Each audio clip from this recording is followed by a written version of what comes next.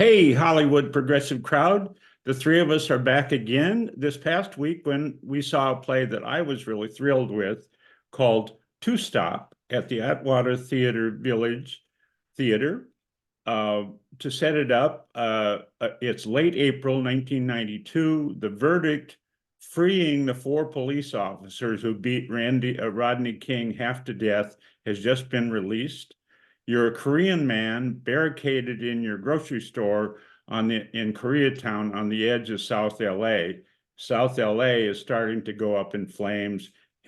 Police helicopters are roaring overhead. Uh, Pretty soon, a teenage black girl from the neighborhood pounds on the door and demands to get in. What could go wrong? What could go wrong, Nia? Um, I mean, all sorts of things could go wrong. I'm not sure how much did go wrong. This was a really interesting play set in a really powerful point in time, I think. This was the day or the night or the moment where, as my dad said, the four cops who brutally beat Rodney King were acquitted and let free as if nothing had happened. And that was sort of the straw that broke the camel's back. And as most, if not all, Angelinos know, the events that followed. Um, Very powerful point in time, a lot of racial emotion coming forth, a lot of um, unsaid woes, being shown and let forth. This play, I think, sort of missed an opportunity with all of that tension and all of that emotion and raw feeling and all of the potential that was in this night and several nights thereafter, uh mixed with the fact that the shop owner was a Korean man and the previous owner was a Korean man, and we get the whole backstory of the Korean family who owned it. um I do feel like this is a little bit of a missed opportunity. So I do want to start with the good stuff real quick. I love this set. This was the quirkiest, most fun set I think we've ever walked into. It was set in a convenience store, and you were literally in the convenience store. That's where you bought your concessions from the actor who played the convenience shop owner. Very fun. I think you probably could have bought anything in there, I'm sure. But sodas and snacks and things like that brought you right into it immediately. We felt just like patrons inside this little shop. um, just a fun experience just to walk into. These actors were great. This was at the Atwater Theatre Village. I don't remember the specific company that put this show on, but the actors were great. I really liked the interplay between them. I thought they had good chemistry between them.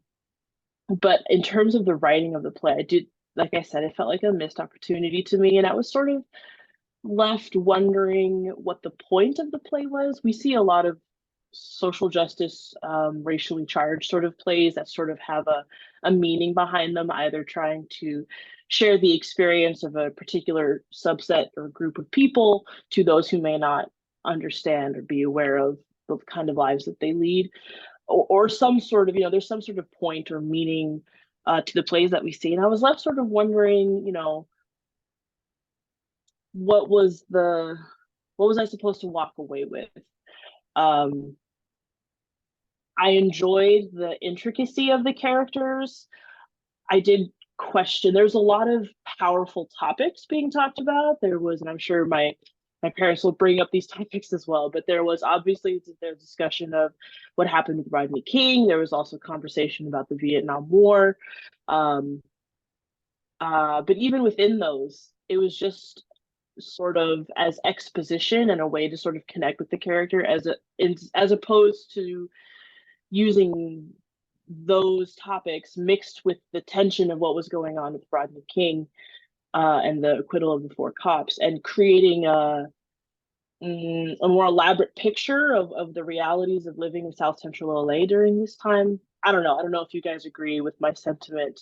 I certainly connected with, obviously, the Rodney King, the acquittal of the four cops who beat Rodney King is inarguably a very powerful moment and remained powerful in the play. They actually played news clips that were playing during the coverage, and that was immediately hits you right right in your soul, honest. I think every single one of us in there sort of hushed. There was a hushed silence, and there were gasps that I heard on the other side of the audience. Yeah, I'm curious to hear what you guys thought.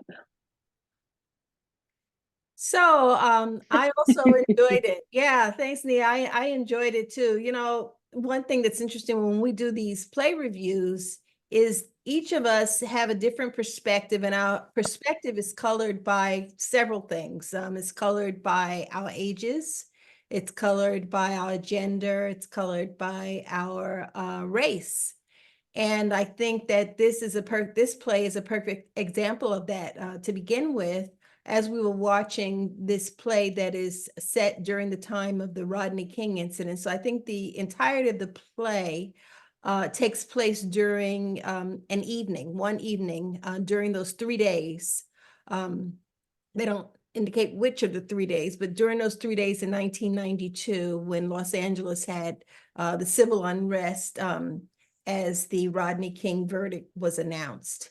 And there are television monitors that are visible on the stage, and you can see little snippets of when Reginald Denny was beaten, when he was pulled out of the truck and beaten, and you can see parts of Los Angeles on fire and parts of central LA on fire. And it came back to me almost like, you know, like it was yesterday. And then it occurred to me, wait a second, Nia wasn't even born. So Dick and I are experiencing this like, oh yeah, that, you know, like that happened last week. But really, time is such a strange thing. Nia wasn't born. So like I had to wrap my head around that. So this story uses the Rodney King incident and the verdict as the backdrop of the story of an intimate relationship is really what it is. It's a relationship between three people, and it's a relationship that is cross-racial, it's cross-national.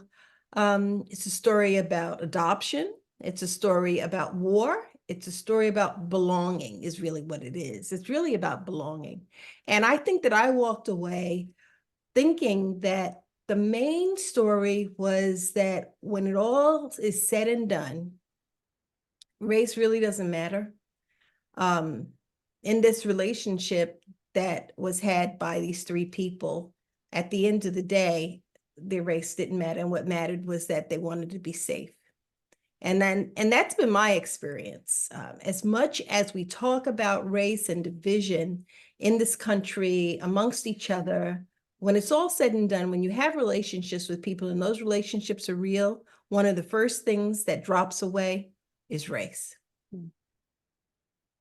So for me, as the other two know, as Sharon and Nia know, that at the end of the play, when the lights dramatically go down, out of the blue, I broke out in tears. I can't, I'll try to explain why. I don't know why. I think unlike Nia, but like Sharon, it brought back specific memories. That was a time I wasn't in South LA, but I was next door in the next town over. And it was a riveting time, a heartbreaking time. I mean, here, the war between the races, or the anger on behalf of the blacks, the kind of blasé ignorance on behalf of whites who thought the police officer should have been freed. It brought back that. The store owner, the Korean man, is limps from shrapnel wounds in Vietnam, and I could relate with that. The young girl's crackhead mother shows up, and I could relate to addiction. I don't really know. I was moved by it. It is about transracial relationships. It's about immigrant rights, or it's about the travails of immigrants coming to this country and trying to fit in. And then there's a whole meme that I'm not sure Nia knows about as much. There was quite a bit of thing that there were a number of Korean-owned corner markets in Black South LA, And there were some ugly incidents that inflamed the neighborhood. So it touched on that in the sense Yeah, that they didn't mention LaTossa Harlins. right there you who go. was the young Black girl who was killed by a Korean store owner in South Central. And the store owner she didn't get any kind of time at all. She literally murdered a Black girl. And on film, I mean, and the film, you know, as these things happen, it's one thing to read it on a newspaper. It's another thing to see the film played over and over and over about this utterly senseless murder of this young teenager. So I mean, so that touched me. Yes, it touched on adoption. I know a thing or two about adoption. Nia didn't really say what issue it missed. It hit issues with me. I broke out in tears. I thought it was as with Nia, the set, you walk in and it immediately takes you to a different world, and it's so cleverly done. It's a tiny theater. I don't think there are more than 36 people there watching this marvelous performance. The actors were letter perfect in a way.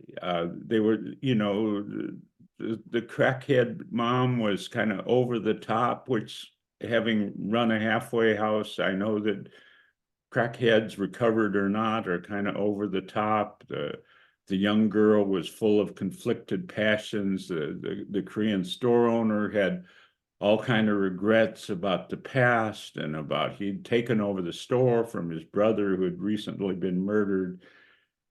I thought it held together quite well. And obviously I'm saying, you know, run up there and see it. Take one of those 36 seats and give yourself a treat.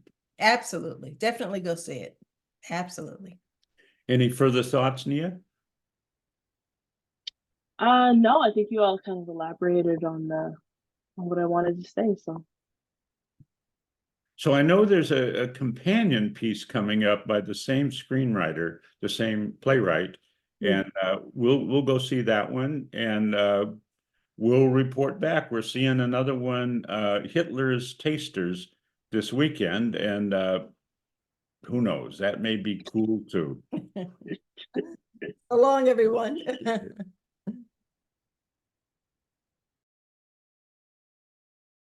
Thank you for sticking around. If you like the LA Progressive content and the discussions we have here, please consider clicking the subscribe button below and also give us a thumbs up. That helps to grow our audience by feeding the algorithm, which helps to get this content in front of more eyes. Thanks for stopping by. We really appreciate your support.